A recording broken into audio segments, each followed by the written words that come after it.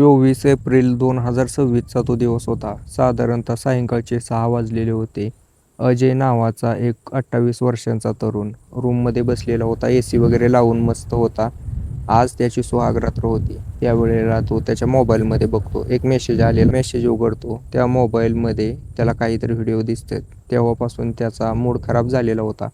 काही वेळात त्याची पत्नी त्याच्यापाशी येते. साक्षी नावाची त्याची ती पत्नी. ज्यावेळेला त्या अजयपाशी येऊन बसते, त्यावेळेला अजयचा खराब झालेला मूड बघून ती त्याला म्हणू लागते की काय झालं हो, का तुमचा मूड खराब आहे? त्यावेळेला अजय तिला म्हणतो की काही नाही. साक्षी आता हळूहळू रूमचा दरवाजा बंद करते, रूमची लाईट बंद करते आणि स्वतःची कापडं काढायला लागते. हळूहळू ती आता कापडं काढत काढत त्याची जी अंतर्वस्त्र होती तेवढ्यावरच आलेली होती. त्या ठिकाणी अजयला तरी पण काय फरक पडत नव्हता. आता ज्या वेळेला तिला समजतं की अजयला काहीच फरक पडत नाही, त्यावेळेला तिच्या मनामध्ये शंका येते की हा नामर्द तर नाही ना. अजयला विचारते की काय झालं, मी एवढी सुंदर दिसायला, माझा फिगर बघा, मी कापडं काढलेली आहेत, तरी तुम्हाला काय फरक पडत नाही? माझी ही जवानी तुम्हाला काही उत्तेजित करत नाही का? अजय म्हणतो की जे बघितलंय मी ते बघून जर मी तुझ्या शरीरावरती थूक वाटतंय मनातनं. आता ज्या वेळेला साक्षी असं ऐकते त्यावेळेला अजयला विचारते की नेमकं काय झालंय? अजय तिला मोबाईलमधला व्हिडिओ दाखवतो. त्यावेळेला साक्षी पण हैराण होते.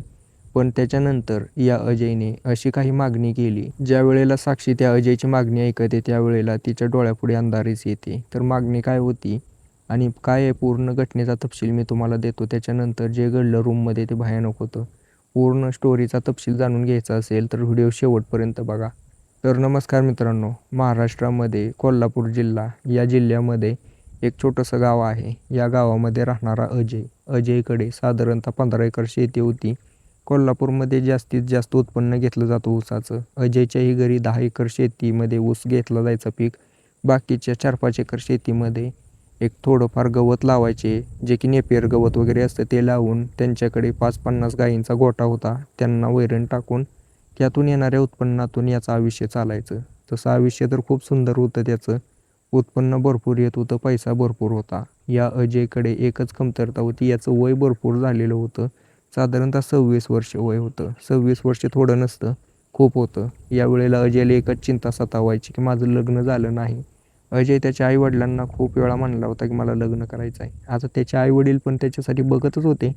पण विषय हाच आहे की आता काय आहे तुम्हाला माहिती असेल, आजकाल शेतकरी पोरांना देत नाहीत पोरगी, कितीही श्रीमंत असला तरी. या सगळ्याला कंटाळून अजय आपला निवांत राहू लागला होता. मोबाईलमध्ये रील बघणे हे करणे त्याने विषय सोडून दिलेला होता की माझं लग्न होईल आणि काय होईल, माझं आयुष्य कसं चालेल. म्हणजे त्याच्या डोक्यातच येत नव्हती की आपली पण पत्नी असेल, आपला संसार चालेल. अजयने पूर्णपणे विषय सोडून दिला.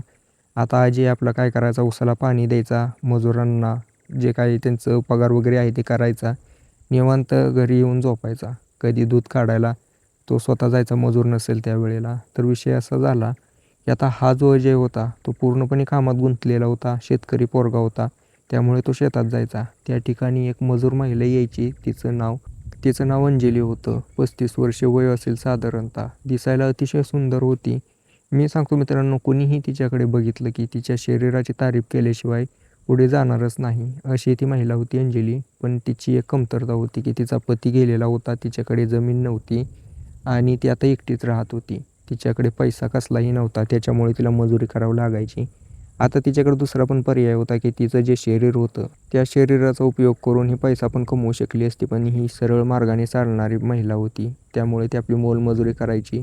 गावामध्ये एक टुंबाचं घर होतं, त्या घरामध्ये राहायची. गावात जे घर होतं ते चौकाच्या थोडंच बाजूला असायचं.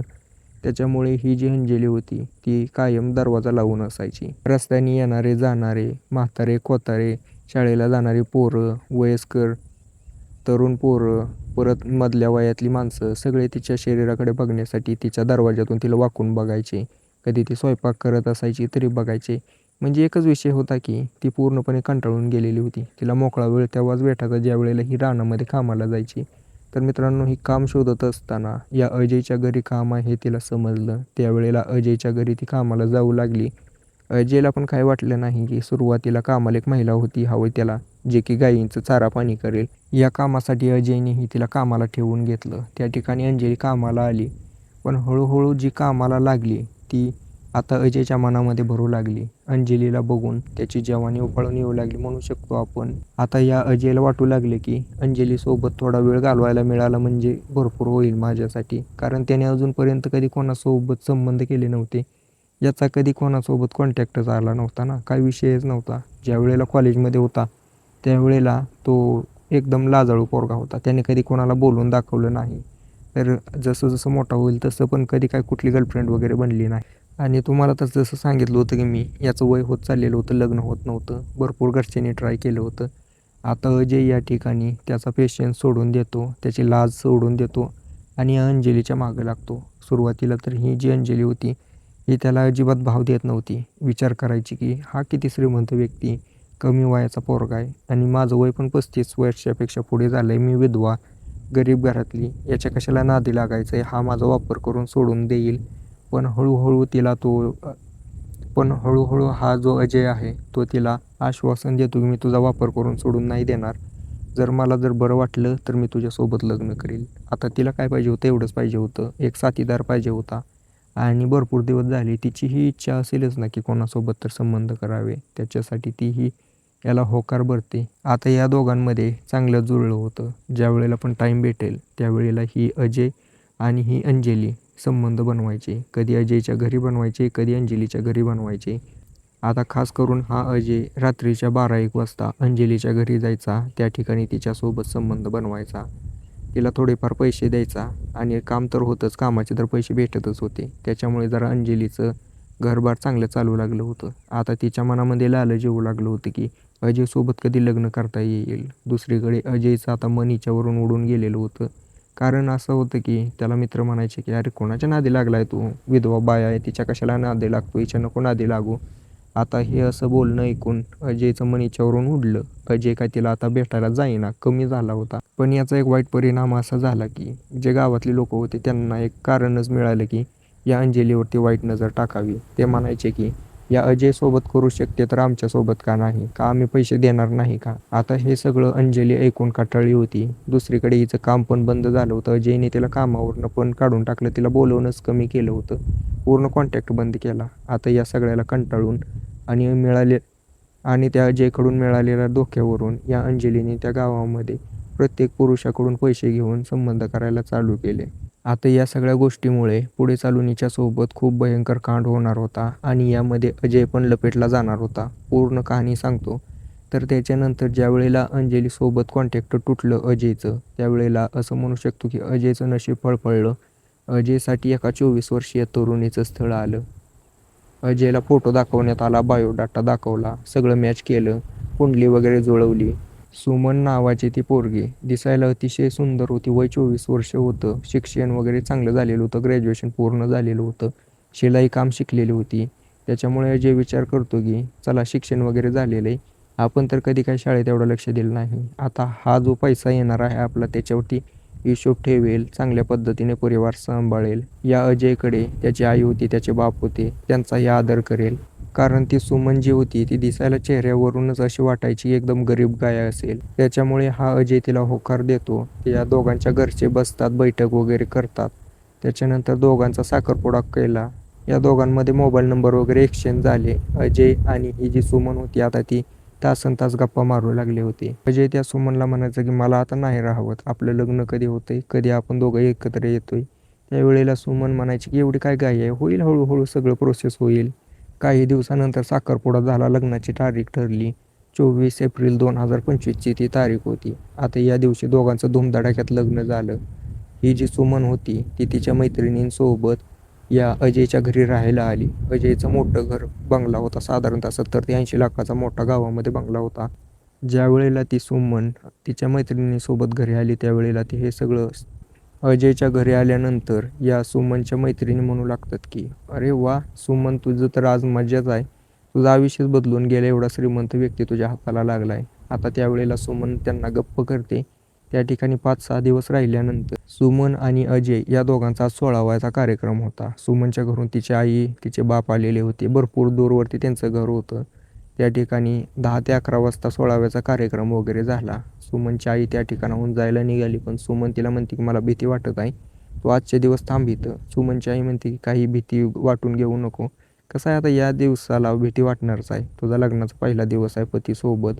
जे करतोय ते करू दे. तू फक्त शांत राहा आणि फक्त तू जे सांगतोय तेच कर. त्यावेळेला सुमन म्हणली ठीक आहे. त्यावेळेला सुमनची आई या सुमनला अजयच्या रूममध्ये ढकलून देते. अजय वाटच बघत बसलेला होता. पण मित्रांनो अजयच्या मोबाईलवरती काही वेळानंतर एक मेसेज येतो. त्याच्यामुळे त्या अजयचा मूड ऑफ झालेला होता. त्या ठिकाणी सुमन आली रूममध्ये आल्यानंतर तो तिला बघतो. त्यावेळेला त्याचं तोंड वाकडं होतं, निराश होतो. त्याच्यानंतर तो आपलं मोबाईल बघत बसला. त्या ठिकाणी ही त्याला भाळवण्याचा प्रयत्न करत होती. सुमन म्हणायची की बघ माझ्याकडे. ती स्वतःची कापडं काढू लागली. तिने लाईट बंद केली, दरवाजा बंद केला. त्याच्याजवळ जाऊन त्याला टच करू लागली, पण काही फरक न पडल्यामुळे त्यावेळेला सुमन अजयला म्हणते की तू जरा नामर्द आहे का रे? तू माझ्याकडे कसं लक्ष देईन? अजय म्हणला तिला मी नामर्द नाही, पण तुझी जी हरकत आहे ना ती बघून मला तुझ्या तोंडावरती थुंकू वाटायला लागलं. ठिकाणी सुमन म्हणते की मी काय केलंय? त्यावेळेला अजय तिला मोबाईलमध्ये आलेले एक व्हिडिओ दाखवतो. ती बघून त्या सुमनच्या पायाखालची जमीनच सरकते. तर विषय असा झाला होता की त्या मोबाईलमध्ये तिच्या जुन्या बॉयफ्रेंडसोबतचा अश्लील व्हिडिओ होता. त्यामध्ये ती तिच्या जुन्या बॉयफ्रेंडसोबत अनैतिक संबंध बनवत होती. तर हे सगळं सुमन त्या अजयला कसं सांगणार होती? ती तर त्याच्या पाया पडू लागली की माझं काही चूक नाही, कुणीतरी बनवलं असेल.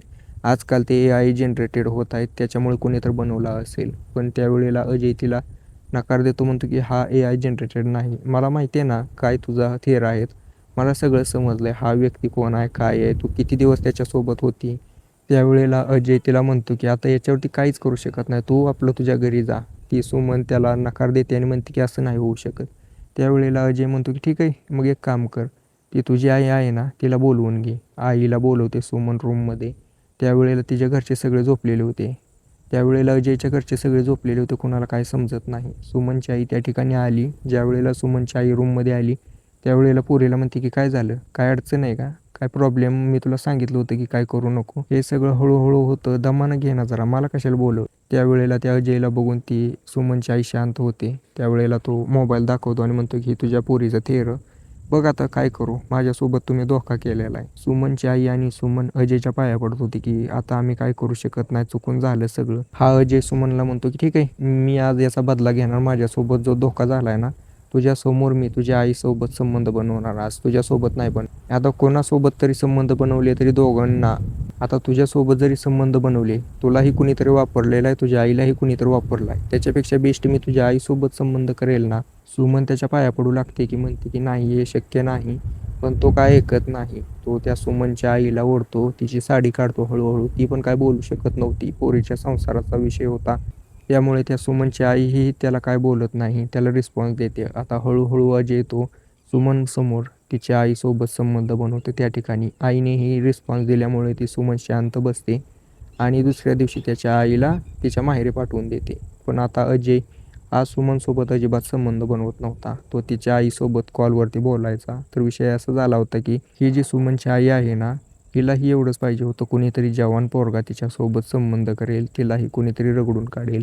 नेमकं त्या अजयने हेच केलं होतं. त्याच्यामुळे या दोघांमध्ये जुळलं आणि ही सुमन जी होती ती बाजूला पडली. आता हे सगळं त्या सुमनला पटलं नाही. सुमन विचार करते की या दोघांचा काहीतरी करून उपाय केलाच पाहिजे. त्याच्यामुळे ही सुमन तिच्या आईला धमकी देते की म्हणते तुझ्या पोरीच्या संसारात तू असं करते, तुला लाज वाटते का नाही?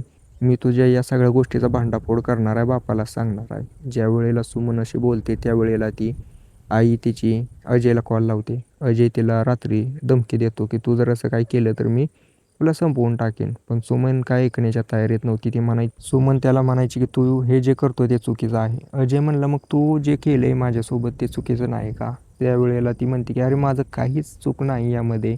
मी सांगते ना की ते पोराने माझ्यासोबत धोका केला. तो म्हणला की माझ्यासोबत लग्न करेल, पण त्याने लग्न केलं नाही. मला धोका देऊन पळून गेला. त्याच्यामुळे मी इकडं आले. तर म्हणला मग तो मला व्हिडिओ का पाठवतोय? सुमन म्हणली की तो माझ्याकडून पैसे पाहिजे म्हणतोय. आता मी पैसे कुठून देऊ? पैसे नाही दिले म्हणून त्याने माझा व्हिडिओ तुला पाठवलाय. अजय म्हणला आता त्यामध्ये मी काय करू शकतो? तू सगळं केलं, तू थेरं केली आणि तू पैसे फेड, काहीही कर, मला काय सांगू नको, माझ्या नादी लागू नको. त्यावेळेला ती सुमन जी होती पूर्णपणे कंटाळली. मोबाईल घेते आणि तिच्या बापाला कॉल लावते. घडलेली पूर्ण घटना सांग. त्यावेळेला तिच्या बापालाही राग येतो. विचार करतो की पोरीच्या संसाराचं आईनं वाटोळं केलंय. आधी तर पोरीवर पण रागाराग करतो, म्हणतो की तू हे जे केलंय ना. सुमन म्हणते की सगळं खरं आहे, पण आईने पण असं करायला नको पाहिजे होतं. त्यावेळेला त्यावेळेला सुमन आणि सुमनचा बाप विचार करतात की ठीक आहे, यांचा काहीतरी आपल्याला काटा काढावा लागेल. तारीख होती 12 ऑगस्ट 2025ची. या दिवशी सुमन तिच्या पतीला घेऊन सासरी चालली. म्हणजे तारीख होती 12 ऑक्टोबर 2025ची. या दिवशी सायंकाळचे 6 वाजता सुमन तिच्या पतीला घेऊन तिच्या माहेरी चालली होती. त्यावेळेला अचानक ही सुमनची पर्स खाली पडती. ती म्हणते की थांब थांब, पर्स पडली. सुमन गाडी थांबवते, पर्स घ्यायला जाते. तोपर्यंत तिचा पती जो होता अजय, तो आपला त्या गाडीपाशी उभा होता. अचानक त्या ठिकाणी 2-3 व्यक्ती आले. त्यांनी धारदार शस्त्र काढलं आणि अजयवरती वार करायला चालू केले. अजयने पळायचा प्रयत्न केला पण तो पळू शकला नाही. त्या ठिकाणी त्याला संपवले. आता त्या ठिकाणी ती ओरडत ओरडत त्या अजयपाशी पोहोचली. तोपर्यंत ती पोरं त्या ठिकाणी पळून गेलेली होती. आसपासच्या लोकांनी पोलिसांना फोन केला. पोलीस त्या ठिकाणी आले. ज्या वेळेला बघतात की ही तर खूप भयानक घटना आहे. पोलीस विचारतात की तुम्ही कोण? ही म्हणते की माझा पती होता अजय, आमचं 2 महिन्यापूर्वी लग्न झालेलं होतं. आता पोलीस हळहळ व्यक्त करतात. आता अज्ञात व्यक्तीविरोधात गुन्हा दाखल करतात. घडलेली पूर्ण घटना सांगते. पोलीस बॉडी पोस्टमॉर्टमसाठी पाठवतात आणि आसपासचे CCTV वगैरे चेक करायला लागतात. त्या ठिकाणी 2-3 व्यक्ती दिसले जे की गाडीवर पळून जात होते. नंबर प्लेट वगैरे दिसली. पोलिसांनी त्या गाडीला ट्रेस करून त्या व्यक्तींना पकडलं. त्या ठिकाणी ती व्यक्ती सापडली. त्या ठिकाणी त्या व्यक्तींना पकडल्यानंतर पोलिसांनी त्यांची चौकशी करायला चालू केली. तर त्यांना समजलं की या लोकांना पैसे दिले होते कोणीतरी 5 लाख रुपये मारण्यासाठी या अजयला. आता पोलिसांना समजत नव्हतं की नवीन लग्न झालेला अजय, त्याचे कोण दुश्मन असतील. आसपास चेक केले तर कोणी दुश्मन नव्हतं. परत त्यांना विचारलं कोणी दिलं आहे, तुमचा काय कॉन्टॅक्ट. एक नंबर होता. त्या नंबरवरती नाव होतं त्या सुमनच्या बापाचं. आता पोलिसांचा संशय बळावला त्याच्यावरती. ज्या वेळेला त्यांना समजलं की ही जी सुमन आहे पती गेल्यापासून चांगल्या पद्धतीने खुश दिसते. तिच्या चेहऱ्यावरचे हावभाव बदललेले नाहीत काहीच. तिला काहीच वाटत नाही. पोलिसांनी लगेच सुमनला आणि तिच्या बापाला अटक केली आणि त्यांच्याशी चौकशी करायला चालू केली. त्यावेळेला ते दोघं म्हणायचे की आमचं काहीच चूक नाही. पण पोलिसांपुढे किती वेळ टिकणार होते. पोलीस त्यांना म्हणतात की ठीक आहे, तुझी काही चूक नाही तर तुम्ही दोघं असं का वागताय की जसं काय तुमच्या घरी घडलंच. त्यावेळेला त्या ठिकाणी अजयची जी सासू होती पोलिसांसमोर आली आणि म्हणली की या दोघांनीच हे सगळं केलेलं आहे प्लॅनिंग करून. पोलीस म्हणले की तू हे कसं काय ठामपणे सांगू शकते. पोलिसांना ही म्हणते की त्यावेळेला पोलिसांना घडलेली पूर्ण घटना सांगते. पोलिसांना लक्षात येतं की अजय आणि त्याच्या सासूचं अफेअर चालू झालं होतं आणि त्या सुमनसोबत अजयने एकदाही संबंध केले नाहीत. तिचा तो व्हिडिओ बघून त्याला वाईट वाटले आणि या दोघांमध्ये जुळलं. त्याच्यापासून आता हे दोघं एकमेकाला सोडायला तयार नव्हते. हे ज्या वेळेला त्या सुमनच्या बापाला समजलं त्यावेळेला सुमन आणि बापाने मिळून या अजयला मारण्याचा प्लॅन रचला. या दोघांनी मिळून 5 लाख रुपये जमा करून काही व्यक्तींना कॉन्ट्रॅक्ट दिलं आणि अजयला संपवलं. जी की घटना मी तुम्हाला सांगितली. आता पोलिसांच्या ताब्यात आहेत ते दोघं. त्यांच्यावरती जी कारवाई व्हायची ती होईलच. पण मित्रांनो, आता मला यामध्ये सांगा चूक कोणाची आहे. अजयच्या सासूने जे केलं त्याच्यामुळे तिच्या पोरीचा संसार उद्ध्वस्त झाला. तसं बघायला गेलं तर या सुमनची ही चूक आहे. तिने अगोदर बाहेर कुठेतरी तोंड मारलं आणि तिने अपेक्षा केली की तिचा पती तिच्यावरती प्रेम करेल, तिला स्वीकारेल. असं तर नाही होणार ना. बाकी तुम्हाला काय वाटतंय ते तर तुम्ही सांगालच, मला माहिती आहे कमेंट करून. आता या घटनेला सांगून तुम्हाला विचलित करायचं किंवा तुमच्या मनामध्ये काहीतरी भीती घालायची हा उद्देश बिलकुल बी नव्हता. सत्य घटना होती, मी तुम्हाला सांगितली. बाकी सावध राहा आणि आपले चॅनल बघत राहा. तर चला मित्रांनो, भेटूया उद्याच्या व्हिडिओमध्ये.